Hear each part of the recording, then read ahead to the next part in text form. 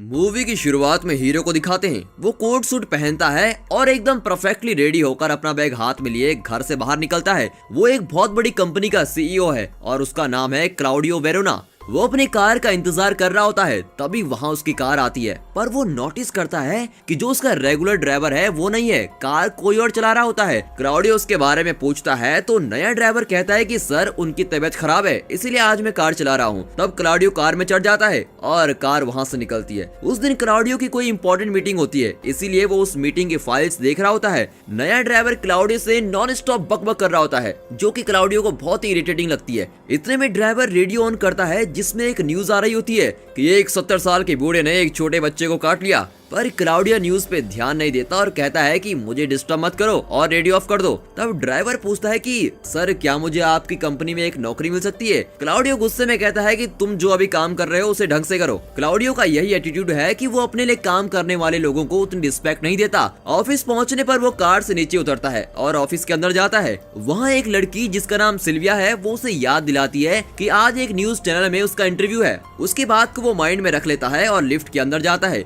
वहाँ एक लड़की खड़ी होती है, वो और कोई नहीं क्लाउडियो की एक्स लवर मार्टा है। क्लाउडियो की शादी 5 साल पहले ही हो चुकी थी, पर मार्टा का हाल ही में एंगेजमेंट हुआ होता है। क्लाउडियो उससे कहता है मुझे एक किस दो ना। ऐसा कहकर वो मार्टा को जबरदस्ती छेड़ने लगता है। गुस्से में मार्टा उसके मेन पॉइंट पे एक मुक्का मारती है और गाली देकर लिफ्ट से बाहर चली जाती है। क्लाउडिया का ऑफिस 10th फ्लोर पर होता है और वो वहीं जा रहा होता है। तभी उसकी वाइफ उसे कॉल करती है और पूछती है तुम ठीक तो हो ना, ऑफिस पहुंच गए क्या। क्लाउडिया कहता है कि हाँ मैं ऑफिस की लिफ्ट में हूँ, क्या बात है। उसकी वाइफ कहती है कि अभी मैंने न्यूज देखी, लगता है कि कोई दंगा फसाद या टेररिस्ट अटैक हो गया है, तुम प्लीज सेफ रहना। जब वो बात कर रहे होते हैं तो अचानक लिफ्ट रुक जाती है। उसकी वाइफ कहती है कि घर आते वक्त दूध ले आना। ठीक है मैं बाद में कॉल करता हूँ। ऐसा कहकर क्लाउडियो कॉल कट कर देता है। फिर वो लिफ्ट ऑपरेटर को कांटेक्ट करता है और उससे कहता है कि मैं लिफ्ट में 6th और 7th फ्लोर के बीच में फंस गया हूँ। लिफ्ट ऑपरेटर कहता है कि सर जरा टाइम तो दीजिए, मैं चेक करके बताता हूँ। क्लाउडिया भी अपनी घड़ी देखता है और वेट कर रहा होता है क्योंकि उसकी मीटिंग का टाइम भी तो हो रहा होता है। इतने में लिफ्ट ऑपरेटर वापस आ जाता है और फोन पे पूछता है कि सर आप वहाँ हैं क्या।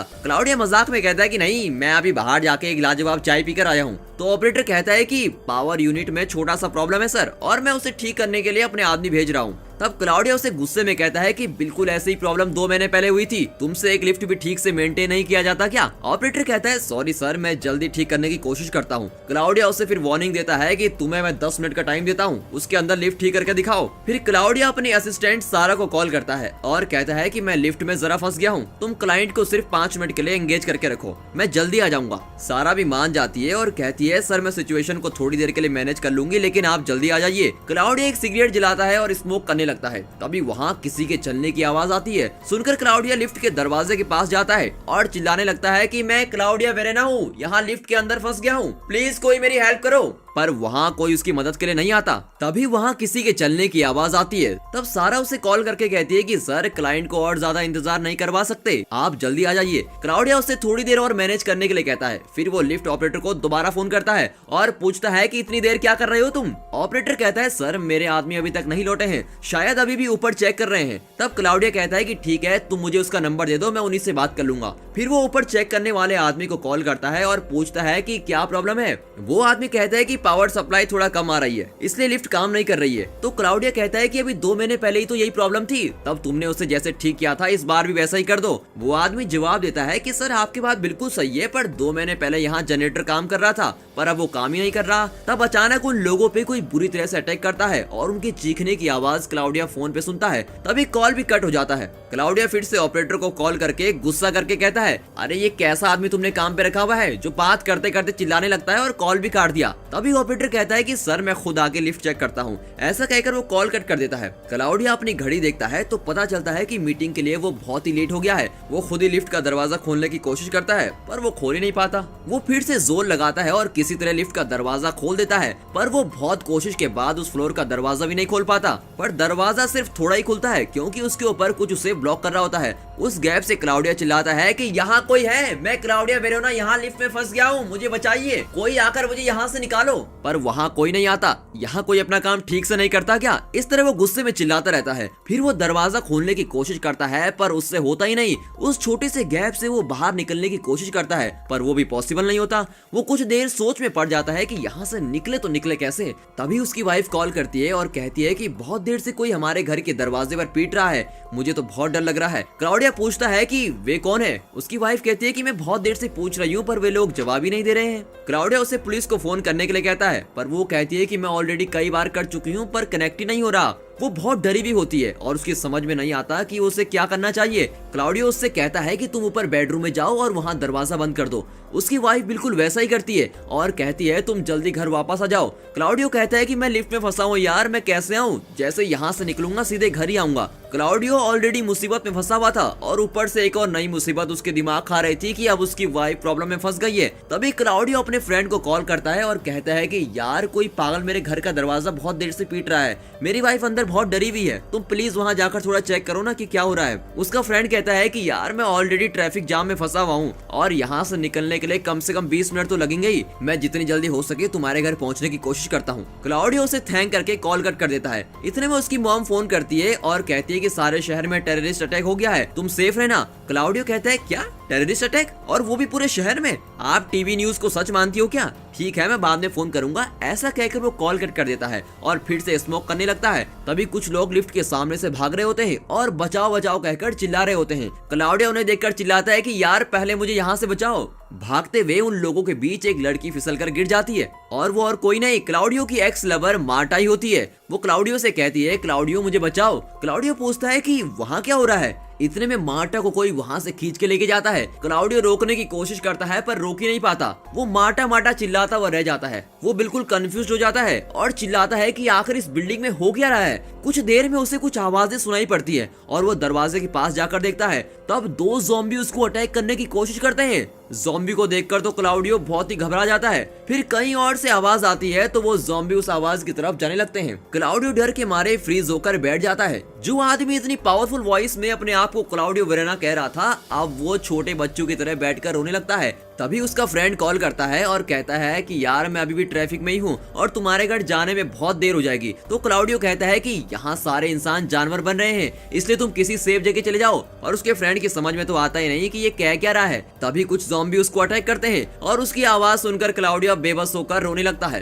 तभी लिफ्ट का ऑपरेटर उससे बात करता है। क्लाउडियो जो पहले उस ऑपरेटर को बहुत बुरी तरीके से डांट रहा था, अब उससे विनती करने लगता है कि प्लीज मुझे यहाँ से किसी तरह बचाओ। तब ऑपरेटर कहता है कि सर पता नहीं कि यहाँ हो क्या रहा है, मैं चेक करने के लिए ऊपर भी गया था पर मेरे आदमी तो वहाँ थे ही नहीं। तभी अचानक वो डर से भारी आवाज में कहता है कि सर मेरे रूम का दरवाजा तोड़ने की कोई कोशिश कर रहा है। क्लाउडिया उससे कहता है कि तुम वहाँ से किसी तरह बच निकलो, वहाँ पर मत रहना। तभी कुछ ज़ॉम्बी लिफ्ट ऑपरेटर को भी अटैक करने लगते हैं। ये आवाज सुनकर क्लाउडिया और भी घबरा जाता है। वहाँ से बाहर निकलने का उसका लास्ट चांस वो लिफ्ट ऑपरेटर ही था। अब वो भी ज़ॉम्बी के हाथों मारा जा चुका था। क्लाउडियो बहुत मायूस हो जाता है। इतने में उसे अपनी वाइफ की याद आती है और वहाँ का सिचुएशन जानने के लिए वो उसको कॉल करता है। कई रिंग्स के बाद जब वो फोन नहीं उठाती तो क्लाउडियो परेशान हो जाता है और बड़बड़ाता है कि प्लीज प्लीज फोन उठाओ, पर रिंग जाती रहती है और वो फोन नहीं उठाती। तभी वो मदद के लिए सारा को कॉल करता है पर सारा भी फोन नहीं उठाती। फिर वो लिफ्ट के गैप से बाहर देखता है कि शायद वहाँ पर कोई हेल्प के लिए मिल जाए। तभी उसे एक कॉल आता है। वो फोन उठाकर देखता है तो सारा उसे रिटर्न कॉल कर रही होती है।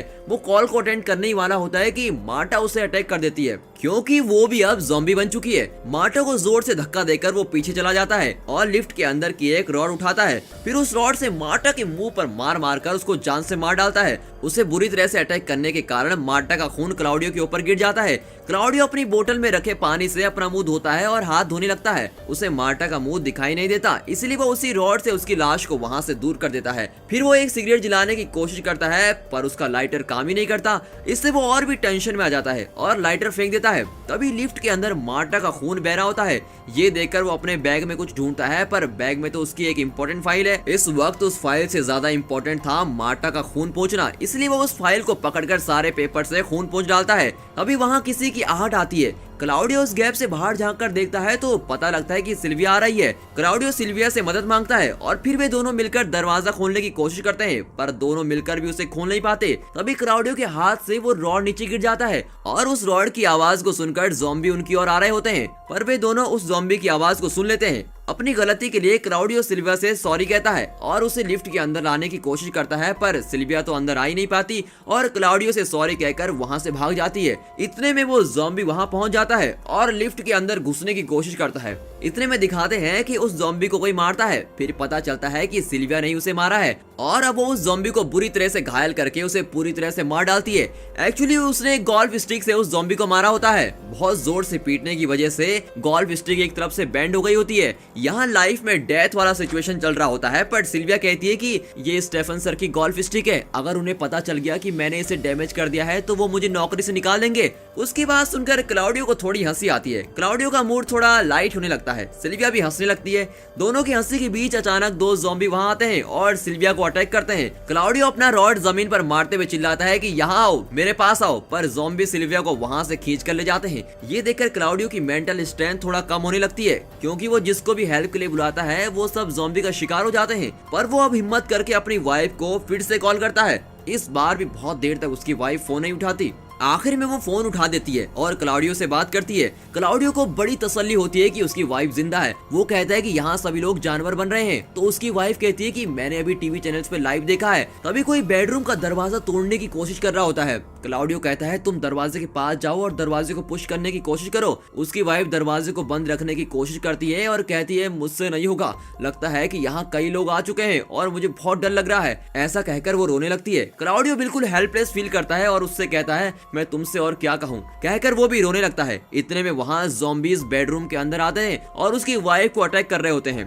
दर्द के मारे वो चिल्ला रही होती है। उसके चीखने की आवाज क्लाउडियो को फोन पर सुनाई देती है और क्लाउडियो जोर जोर से रोने लगता है। अपनी वाइफ को खो देने के बाद क्लाउडियो बिल्कुल टूट जाता है और लिफ्ट के एक कोने में बैठ जाता है। तभी उसकी कंपनी का एक आदमी उस तरफ आता है। लिफ्ट के अंदर क्लाउडियो को देखकर वो कहता है कि सर आप यहाँ क्या कर रहे हैं, रुकिए मैं आपको भी बाहर निकालता हूँ। ऐसा कहकर वो लिफ्ट का दरवाजा खोलने की कोशिश करता है। क्लाउडियो घबराकर कहता है कि नहीं तुम यहाँ से चले जाओ, यहाँ जो भी मेरी मदद के लिए आ रहा है वो सब ज़ॉम्बी का शिकार हो रहे हैं। पर वो आदमी नहीं मानता और क्लाउडियो को बचाने के लिए दरवाजा पर जोर लगाता है। क्लाउडियो का डर सच हो जाता है। एक ज़ॉम्बी उस आदमी को अटैक करता है और उसे घसीटकर वहाँ से ले जाता है। क्लाउडियो मन ही मन सोचता है कि इस कंपनी के लोग मेरी बात क्यों नहीं मानते यार। कुछ देर बाद एक ज़ॉम्बी को उस तरफ आते देखकर क्लाउडियो उसे आवाज देता है। तभी वहाँ 3 ज़ॉम्बी आ जाते हैं। उन्हें देखकर क्लाउडियो चिल्लाकर कहता है तुम लोगों को मेरी जान ही चाहिए ना, आओ अंदर आओ, मेरी जान ले लो। फिर उसका गुस्सा बढ़ जाता है और वो रॉड निकालकर उन ज़ॉम्बी को जोर जोर से मारने लगता है। तब वहाँ एक लड़की की चीख सुनाई देती है।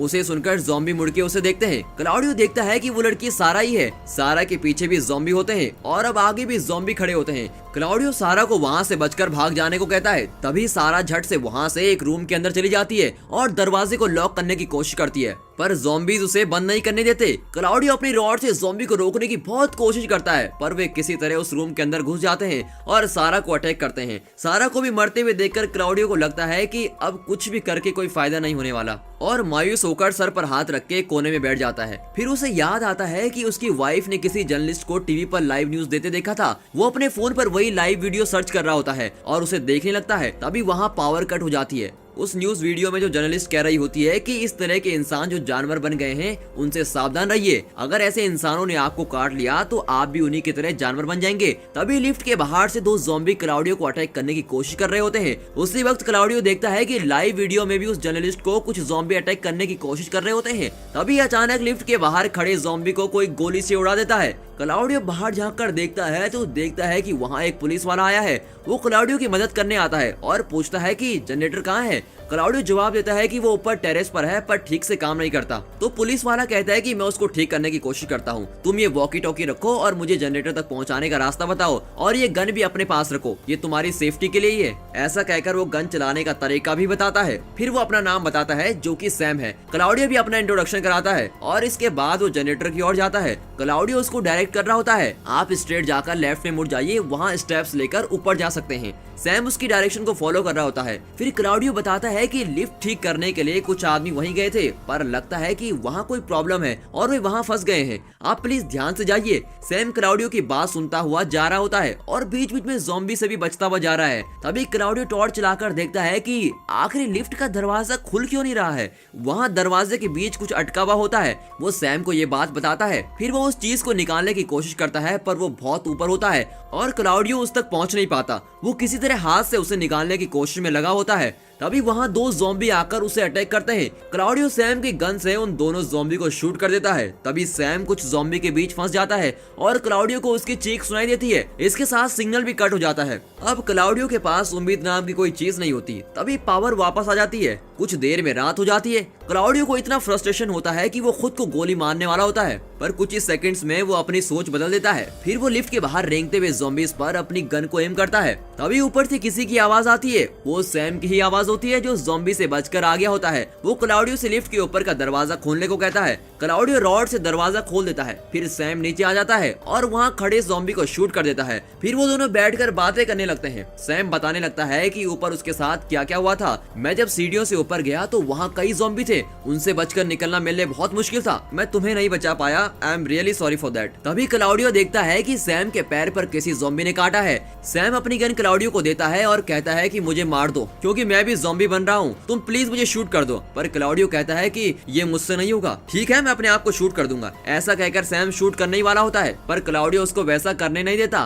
तब अचानक सैम क्लाउडियो के मुंह पर कस के पंच करता है और कहता है कि जब मैं ज़ॉम्बी बन जाऊंगा तब खुद ही मुझे मार देना। दोनों यूं ही बातें कर रहे होते हैं, पर सैम धीरे धीरे ज़ॉम्बी बन रहा होता है। क्लाउडियो से पूछता है कि तुम्हें क्या हो रहा है। अब सैम पूरा ज़ॉम्बी बन गया है और क्लाउडियो को काटने की कोशिश करता है। तब क्लाउडियो गन उठाता है और सैम को शूट कर देता है। लिफ्ट के बाहर दो ज़ॉम्बी होते हैं जिन्हें वो बड़ी गन से शूट करने लगता है। फिर उस गन का फोर्स इतना ज्यादा होता है कि उसके झटके से क्लाउडियो पीछे की ओर आ जाता है। तभी उसका पैर फिसल जाता है और वो वहाँ एक रॉड से टकराकर बेहोश हो जाता है। फिर हमें दिखाते हैं कि सुबह हो गई है और वहाँ गन शॉट्स की आवाजें आ रही होती हैं। मिलिट्री ने उस बिल्डिंग के कई सारे ज़ॉम्बी को क्लियर कर दिया होता है। गन शॉट्स की आवाज सुनकर क्लाउडियो जाग जाता है। तभी उसे एक अननोन नंबर से कॉल आता है। वो कॉल अटेंड करता है और पूछता है कि कौन है। उसकी वाइफ ही कॉल कर रही होती है। क्लाउडियो ने इतनी खुशी पहले कभी नहीं फील की थी। वो खुशी के मारे थैंक गॉड कहकर बड़बड़ा रहा होता है। तभी उसकी वाइफ उसे इन्फॉर्म करती है कि वो ज़ॉम्बी के बीच फंस गई थी, पर किसी तरह बचकर घर से बाहर निकल गई थी। फिर कुछ सोल्जर्स ने उसको बचा लिया था। उनकी बातों के बीच ही क्लाउडियो के फोन का चार्ज खत्म हो जाता है और फोन स्विच ऑफ हो जाता है।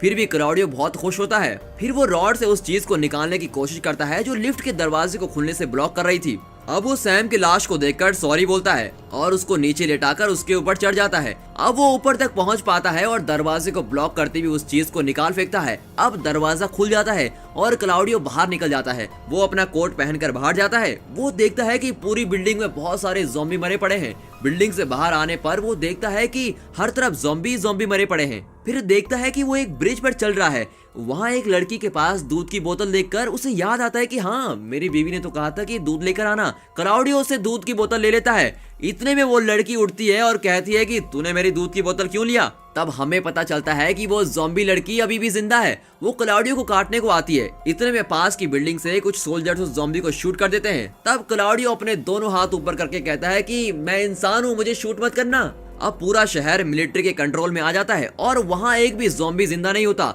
सभी ज़ॉम्बी को मिलिट्री ने मार दिया होता है। अब हमें दिखाते हैं कि वहाँ एक भी ज़ॉम्बी जिंदा नहीं है और सिटी पूरी तरह से सेफ हो चुकी है। इस मैसेज के साथ ये मूवी यहाँ पर खत्म होती है। ये मूवी आपको जरूर पसंद आई होगी और दोस्तों इस वीडियो को लाइक और चैनल को सब्सक्राइब जरूर कीजिए और हाँ, साथ ही में अपने फ्रेंड सर्कल में इस वीडियो को जरूर शेयर कीजिए। And finally thanks for watching.